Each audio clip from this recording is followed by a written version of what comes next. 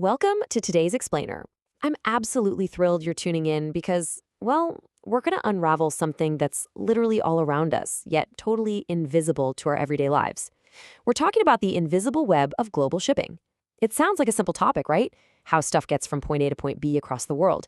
But as you'll see from the source material we're digging into today, the reality is a massive, incredibly complex web.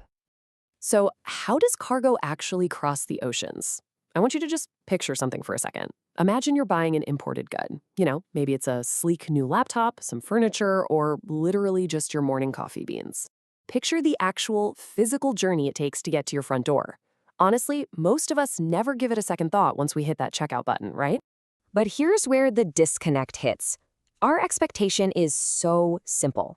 We think the person who owns the cargo just hands the goods directly to a ship, the ship sails across the water, drops it off, and boom, done. But the reality? The reality is nothing like that. Instead of a simple handoff, we are looking at a massive, tangled web of hidden middlemen. It's really this escalating chain reaction, and it's wild. All right, Section 1, the simple shipping illusion and core players. Okay, let's dive into this and start pulling the string right at the very beginning of this domino effect. So here are the first 3 links in our chain. It starts, obviously, with the cargo owner. But wait, they don't just walk down to the docks and hail a boat like a taxi. No, step 1 is the cargo owner hires a charterer. Then that charterer turns around and charters a ship owner. So already, before a single box has even touched the water, we've got 3 separate entities involved. Now, you might be wondering, what exactly is a charterer? Based on our source, a charterer is essentially a trader or a commodity house. They are the ultimate middleman, acting directly between the cargo itself and the physical ship. They make that initial, vital connection, bridging the gap between the person who has the stuff and the person who actually owns the massive vessel that's going to move the stuff. Moving on to Section 2, insuring, managing, and crewing. Because just having a ship and cargo is definitely not enough. You can't just put the cargo on an empty ship and push it out to sea. The plot thickens here, and it brings in all these layers of management and specialized protection. The ship owner has to secure several more links. First, they insure the vessel with a P&I club and an H&M underwriter. But simply owning it doesn't mean they run it day to day. So the ship is managed by a ship manager.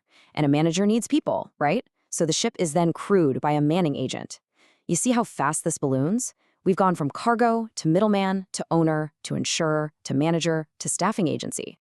Now, those insurance acronyms, P&I Club and H&M Underwriter, they can look like a bowl of alphabet soup, for sure. But let's strip the intimidation factor right out. They are simply specialized maritime insurance providers to cover massive ships and heavy liabilities. Because moving these floating cities across unpredictable oceans comes with massive, massive risks. It's not like insuring your sedan, This is heavy-duty coverage required just to let these colossal ships leave the dock. Which brings us to Section 3. Arriving at the port. All right, so our fully crewed, fully insured, perfectly managed ship has crossed the ocean and finally reached land. You'd think the chain stops here, right? Wait, there's another middleman? You bet there is. The ship enters the port via a port agent.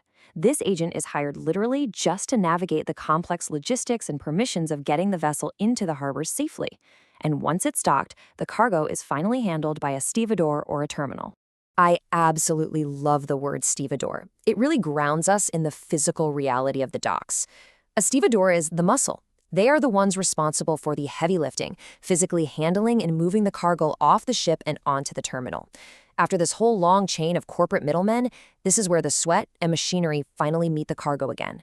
Next up, Section 4, financing and paperwork. Because behind all this physical movement, the sweat at the docks, the crewing of the ship, there's a whole separate, overarching layer holding it all together. All of this has to be paid for, so the ship itself is financed by a bank, which holds the ship mortgage. And all of these intricate arrangements have to be officially recorded, which is documented by a broker handling what's called the charter party. Essentially, the bank holds the purse strings, and the broker holds the pen. And that leads us to Section 5, the contractual web revealed. So we've just walked through this massive, frankly exhausting list of people and agencies. Cargo owners, charterers, ship owners, insurers, managers, agents, stevedores, banks, brokers. It's a lot. Now, what's really interesting about this slide flow is what actually sews this entire list together. Well, here is the grand reveal from our source, and it is staggering.